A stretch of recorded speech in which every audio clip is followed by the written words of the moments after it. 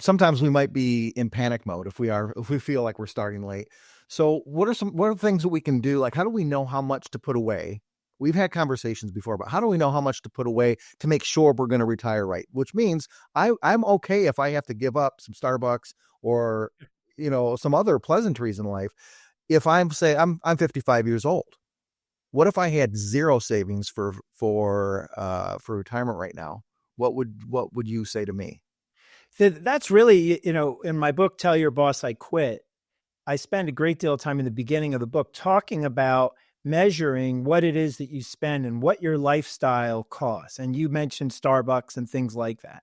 So, are there things in your world that you may discover if you gave them up, you have the means to retire or retire sooner?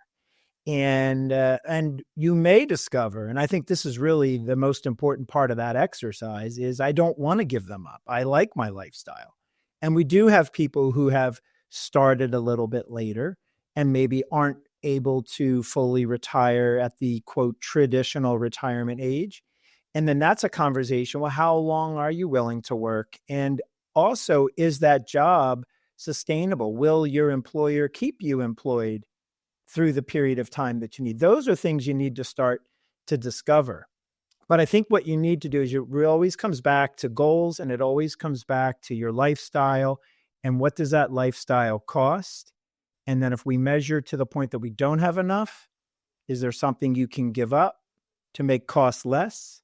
Or can you work a little bit longer so that you can build up more savings and also have a shorter retirement period that you need to fund?